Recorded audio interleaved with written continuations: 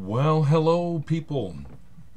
I'm going to go ahead and make a video this afternoon, and with the intention of this being for Tuesday, May 22nd.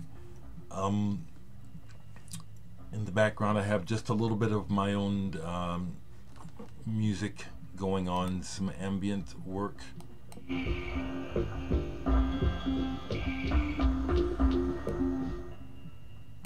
I want to say right away, cheers, and for heaven's sakes, people, thank you so much. The response is really quite overwhelming. I wouldn't say that it's heartwarming and humbling. Quite a few of you are responding and sending messages. I appreciate the messages, and it means I already knew, because for a number of reasons I've been doing this for a while, and the interaction is real, and it's gone through quite a process over the years. My presence, through these videos, and just learning how to interact with the world. People, you're letting me know, not only through your willingness to help me stay on, whether it's a one-time or if you do it again next month, which is completely up to you, I greatly appreciate it. But what you're telling me, I hear from someone who is terminally ill. God bless you, and it leads me to say that, there was, because I do this completely unscripted and unplanned, there have been times when I was making a video every day. There's even been times when I made a couple videos a day. And so, knowing and being reassured that indeed this connection that that we have through me just being myself here through the videos, I will be I'll be here as the universe allows me to. Okay, thank you. I'll make videos more regularly. I certainly will. You'll probably well, no, I won't say you get tired of me, because again, obviously you keep watching. Cheers.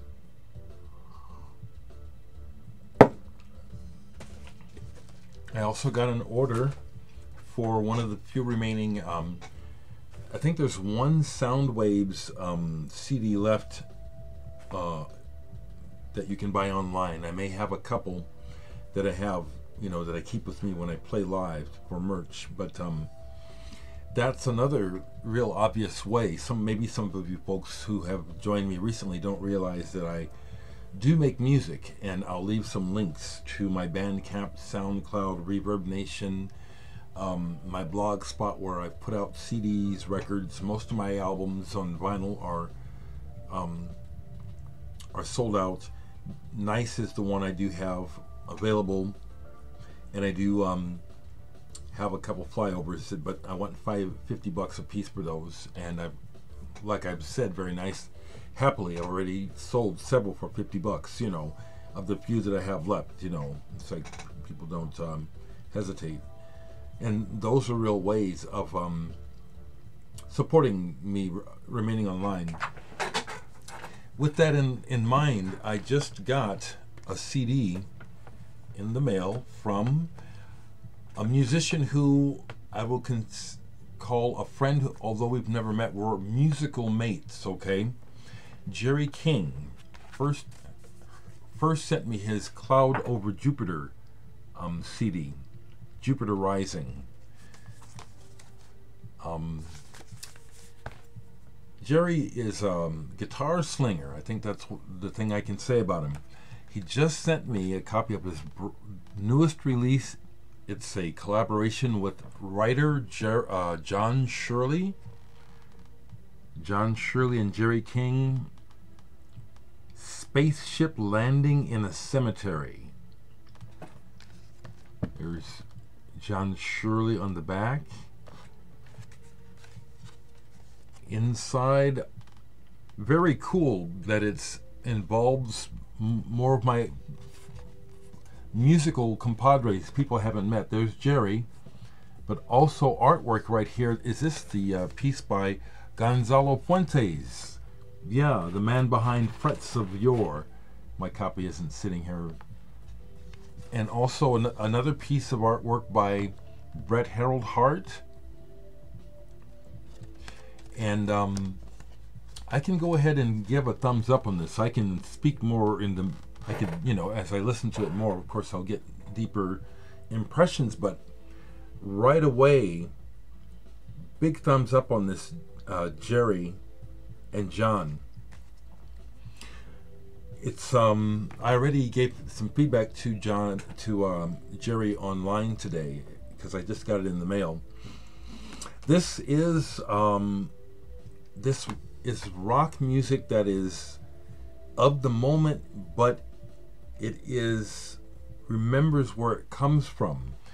Jerry doesn't play like Jimi Hendrix, but for some reason, the way this is put together, or just the way that it hits me, a lot of this, Hendrix comes to mind in a good way. And then also John's wordage and his voice, and it's kind of in your face on some of these approach to speaking his words. Apparently John is a screenwriter. They sent me some info here. Yeah, he's written scripts for TVs and movies and written lyrics on albums by folks like Blue Oyster Cult. And so I get a double whammy from his approach that I can appreciate. It's part beats. I get the thing from our age group, that there's this longevity of history in approach. So I get that beat sort of thing that goes back to Jack Kerouac and Ginsberg and stuff, all the way to the punk thing, with spoken word of Jello Biafra and Henry Rollins and the like. I'm really happy to say, Jerry, that although this is like, maybe if I heard this in a store, I don't, it would probably catch my attention. I'm just saying that, it made a really good impression, and I've played it a couple times, starting over the first couple songs to make sure, you know what I'm saying, because as I listen to it more, I'll hear it deeper. Once again, my good friend Dave Newhouse, who I still have not met, but from the Muffins. Talk about a busy musician. Dave is playing on records from everyone. He's on this Coloratura, which I need to listen to some more. But again, I do like. It's great. I really appreciate it. Thank you so much. I'm going to talk a little bit more about some music and what I remember to try to share, because I am humbled and also reassured, because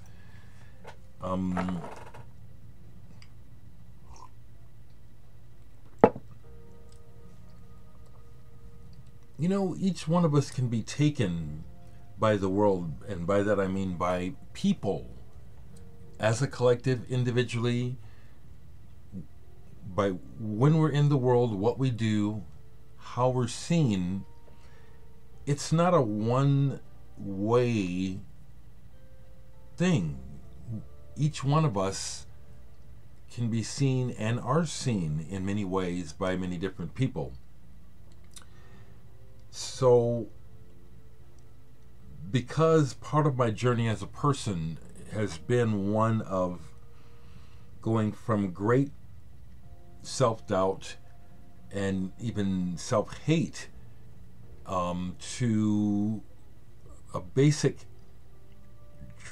well, not a basic, but a real acceptance of myself that is on an ongoing journey, which does still include the prerequisite bouts of self-doubt and depression.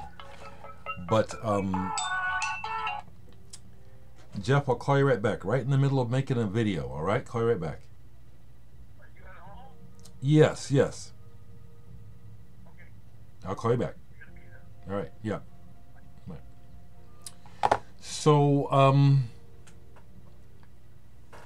So again, I do know that, what I do, how I present, it's like, I'm not bullshitting anybody, it's like,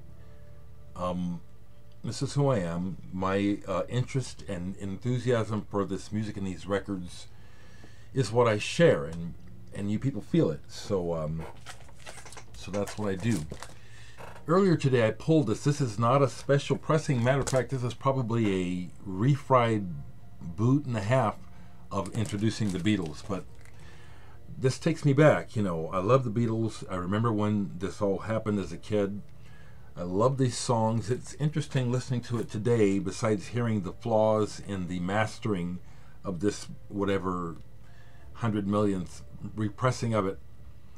But I could hear the raw enthusiasm of the Beatles, and their love for this music, as well as the interesting chords. The Beatles did not use regular AEC chord voicings, even from the beginning. Great stuff. Now I have a feeling that call was from my friend and good friend and bandmate Jeff Morris from the band Scudder.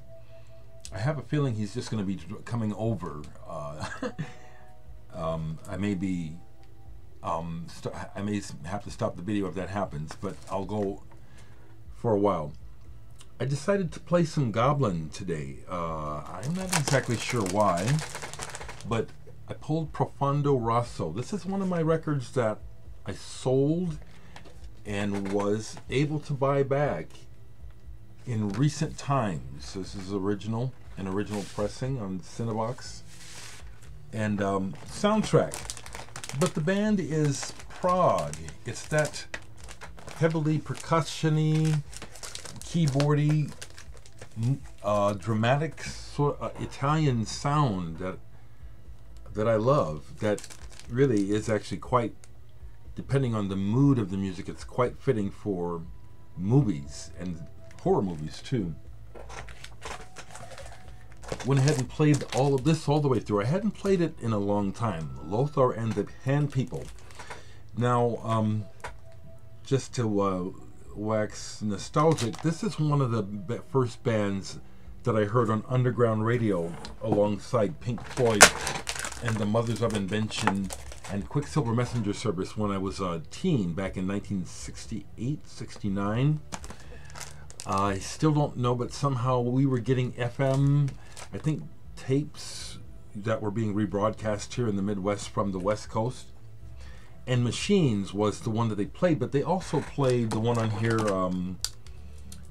I forget the name, but there's a repeating line in it. I was just listening to it, but so that was a trip down memory lane. If I remember correctly, I watched Chris Cole recently.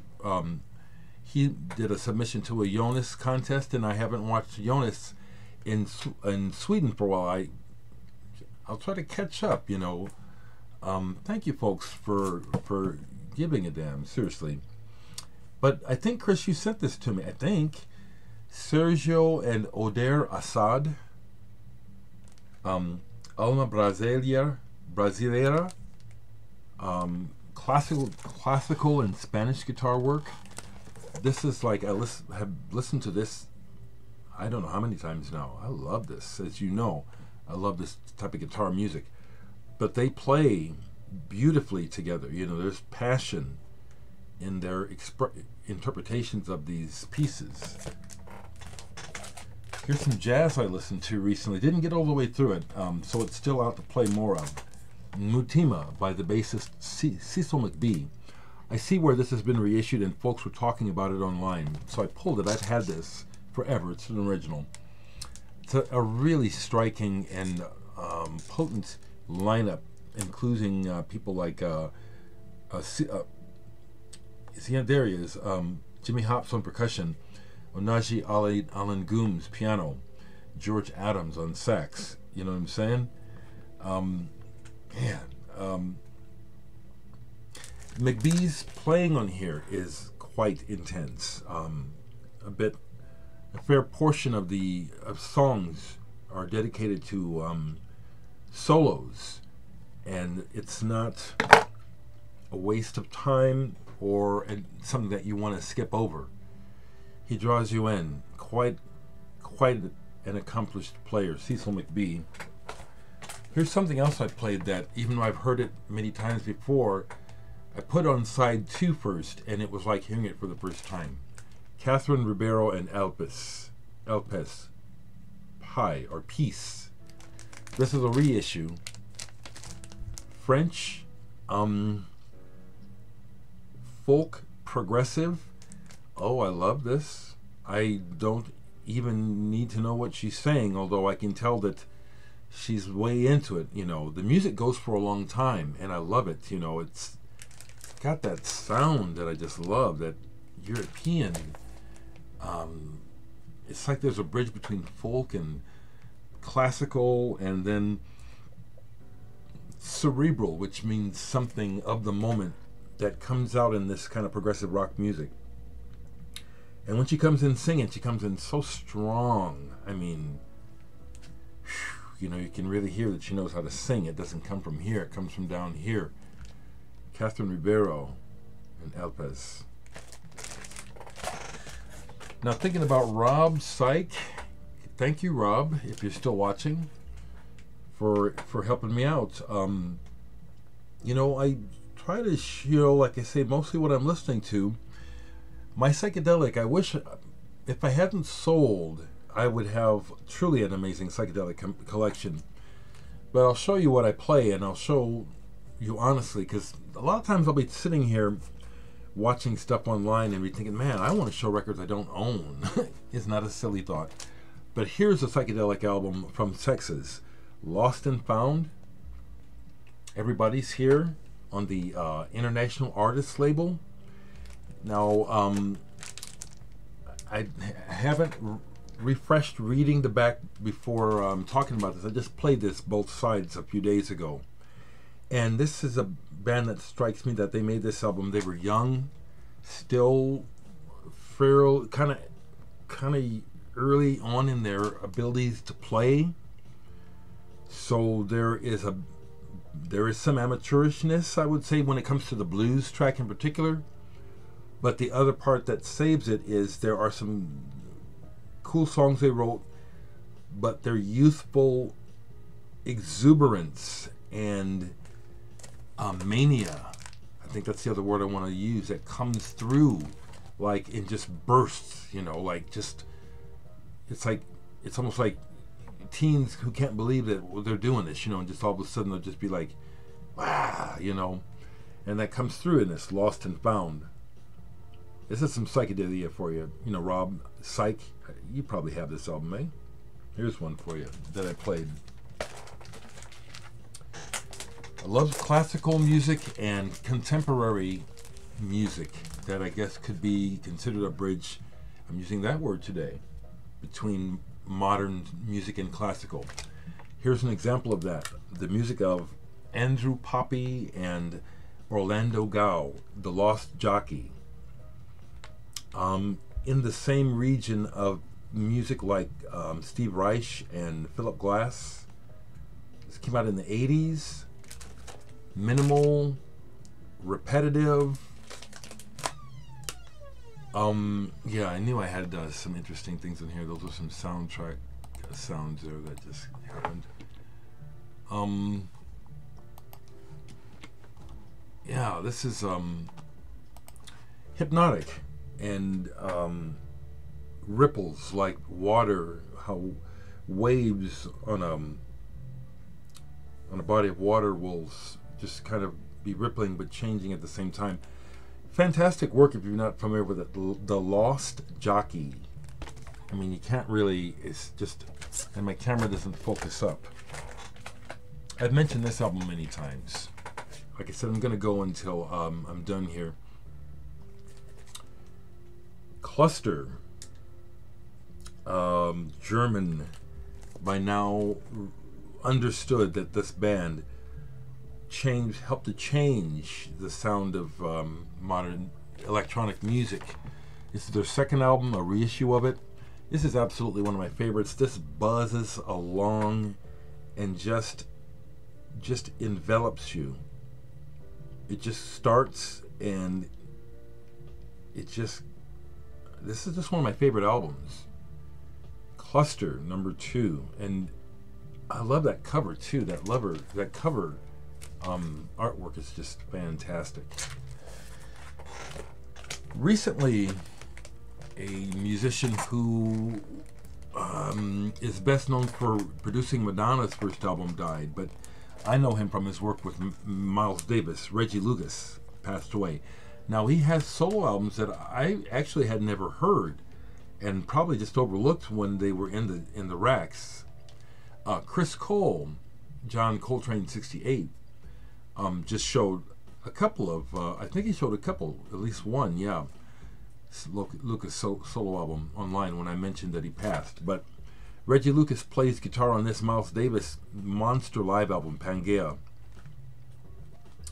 This is just from a period of Miles Davis where he was just the Electric Miles, as they call it, and live recordings. Pete Cozy, just some bad dudes. I'm looking to see if maybe my friend Jeff Morris. Anyway, yeah, okay. Anyway, just some monster playing on here. Just psychedelic and rock as much as funk. I mean, it comes under jazz, but it's just these guys making music right in the moment and looking for a groove. I can't think you can say that. And they catch it. Zimbabwe on here. Woo! Miles. And rest in peace, Reggie Lucas. Someone mentioned to me about the band Frightened Rabbit, how the leader of that band died. And I don't have Frightened Rabbit. Have listened to them online. Have never had the occasion to get any of their music. Although I can't say that I may not have something like a tune on a sampler that I've maybe picked up in the past, but just wanted to mention that rest in peace. Seems like he passed under, who knows what happened to him. He was missing and then he's dead. On with some more records. Yeah. Since I don't have a car, and it's like I have projects. I need to get to some of these projects, but I've been kind of lounging. And like I say, no shame in my game at all. I don't answer to anyone. This is my life. You know what I'm saying? I work when I want to, or work when I need to, relax and listen to music when I want to. It's my life. You know what I mean? Think about it. Who has anything to say about what I'm doing in this house? Do you live here with me? No, you don't. If any of you need that for some bullshit you deal with, use it. People can go on with their bullshit. You know what I'm saying? When people try to flip, let me just do this because it's real. I deal with it. When people try to flip it to me, every word they say is a reflection of their sad ass. I've learned this the hard way. People is, so sad they cannot see themselves, they just keep doing it, you know what I'm saying? And if we were in the same room, it wouldn't be happening at all, you know what I'm saying? Opeth, I love this band, so I pulled this. Now, I have to say that it turns out that when they made this, they caught a flaw. I didn't think I had one, so I missed it when they did the recall. Turns out that there is a blip on one of the sides here, but my favorite sides of this play just fine. Ghost Reveries, and one of them is Harlequin Forest, Reverie in Harlequin Forest. I love playing along with that on the guitar. Gold vinyl. So yeah, I'm not too concerned that there is a blemish on one side. But for heaven's sakes, any of you vinyl collectors who can tell me that you don't have records that have blemishes and skips and shit that you wish they didn't have, that's just the reality of record collecting, you know. No one has a perfect record collection unless you buy it and never open the damn things, and even then, that's no guarantee. Is it? Yeah, I've been playing some Cluster. This is a reissue of their first album. Love this sound. Love this place where this sound is coming from. It's hard to describe. I don't like to use the word krautrock. That's not my term at all. German cosmic. Oh man, this is the sound of my life. This is the music of my life. Cluster, Faust, Neu, Harmonia. Some more records still sitting out. This will be, I'll go for a while here. Richie Sakamoto, my man, played this recently. 12-inch single from the album Beauty. You Do Me. Jill Jones was the featured vocalist. She was a protege of Prince, and this made a slight commercial splash for Sakamoto. I think it was a fun listen. The remixes. That album Beauty, by the way, is excellent. The whole album. I mean, he's got everyone guesting on it, from Jill Jones to Robert Wyatt to Brian Wilson to Youssou N'Dour, and I'm thinking I'm missing a whole lot of others. Quite the lineup on an album. Bill Bruford just had a birthday. Did I mention that? I listened to this recently. His first solo album, Feels Good to Me. Love this album, with my man Alan Holdsworth, rest in peace, also on guitar on this. Annette Peacock vocals, Jeff Berlin, Dave Stewart. Whew, man, love this stuff. I guess he just turned 69. Happy birthday, Bill. Here's one that I appreciate more now, and I had a copy and sold it because I just really couldn't get into it, even though I knew it was produced by Brian Eno. Now I can get into it. Robert Calvert's Lucky Leaf and the Long Ships. I was lucky to find another copy of this original and in really good shape. Produced by Brian Eno. Guys from Milk and Cookies and some other good players are on this album. I don't have to follow the storyline to get into the music, although that does help. It's a head trip. But there's a connection directly between the sound of this album and Eno's Taking Tiger Mountain by Strategy and Here Come the Warm Jets sound. This is way cool. Robert Calvert, who was a science fiction writer and also collaborator with Hawkwind. Robert Calvert. Electronic musician Mira Kalix. One on One. Don't know much about her. This is on the Warp label. She has a song that's remixed by Boards of Canada. That's one of my Sand Sings. I can even see, I know the name of the track. With my failing memory, I can remember that.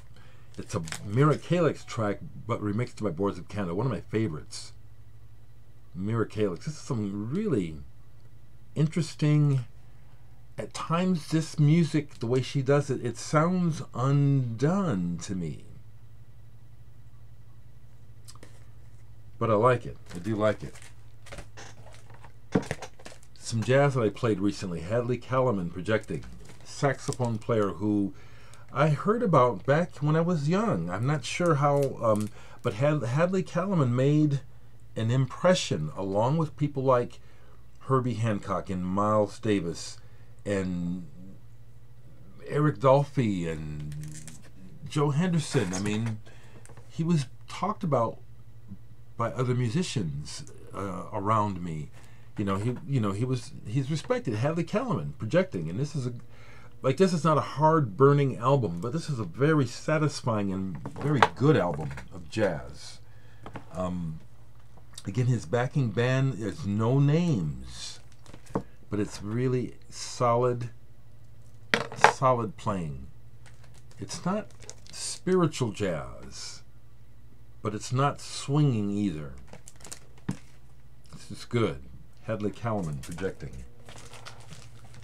So see, I'm just gonna take a break here and maybe stop here. You know, I don't want to wear out a point, but the thing is, you know, you guys that have stayed with me all this time and watched me, it's like, you know, and you said it in the messages too. Yeah, just do what you do. Yeah, that's what I'm saying. I don't, you know, this is a great pleasure, you know, and why not? Why not? And I know that I'm talking about records that maybe a few other people are talking about, but not very many people are. And so, yes, and you're telling me, I can't remember who it was, but someone tells me that they've been watching me since they were in high school, and now they're well on their way of their career, whatever it is they're doing. Perhaps it's in music, and that they learn and have learned a lot about music. And several people have said, yeah, that I learned about this, learned about music. You know, that's what I'm here for. And my other part of me that comes out, you know, my comments about the world, my social concerns, you know, my personal stuff, that's just part of it. You know, it's what I've always wanted to do. It's just, you know, and this is what I'm doing, and I'm glad you appreciate it. And I'll go ahead and say it now as though I had a platform.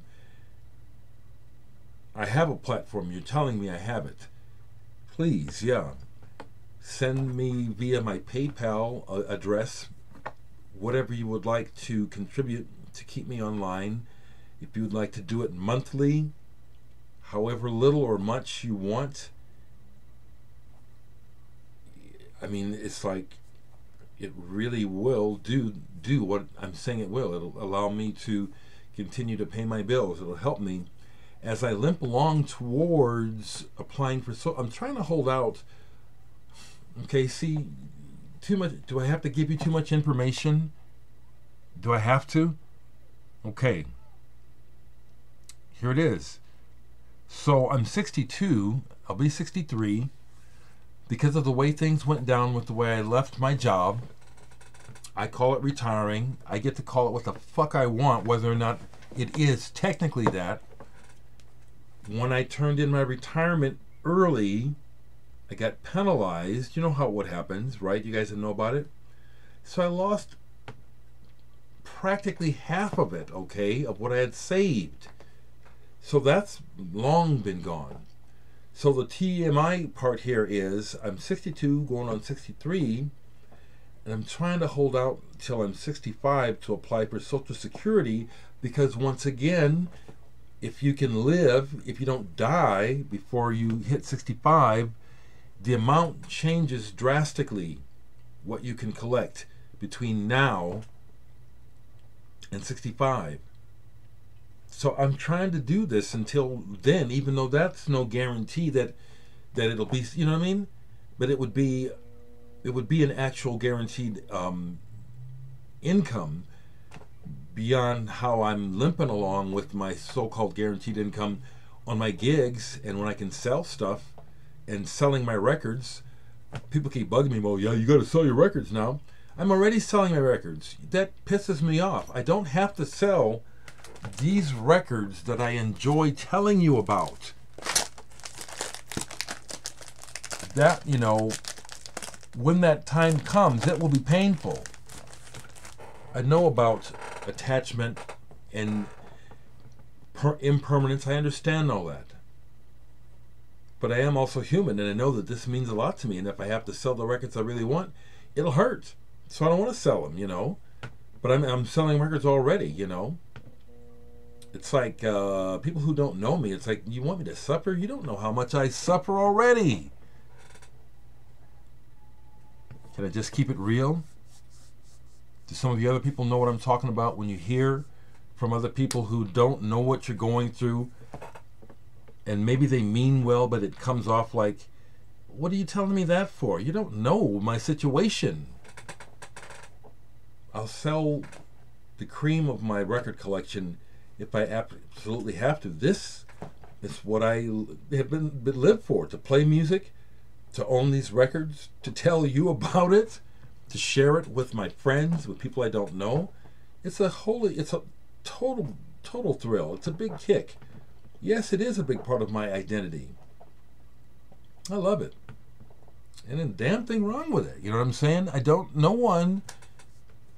I'll keep saying this because we live in we're communal, we're societal, we have to get along, we have to share, commonalities. But I draw the line that, as long as I follow the rules and respect my fellow human being and basic laws of society, nobody has a goddamn thing. I'll say it like that. No one has a goddamn thing to say about how I live my personal life and how I identify myself. You don't, right? Does anyone have the right to do that to you? Put yourself in the first place of those words. Nobody got a right to tell you the fuck who you are, right? So, as Burning Spear says, Mark, and I've met him a few times, Winston Rodney, cool guy. I stand strong in a Babylon. I stand strong, and I'm getting silly now. I'll stop. And I will see you soon. Thank you, folks. I really appreciate you all. I do.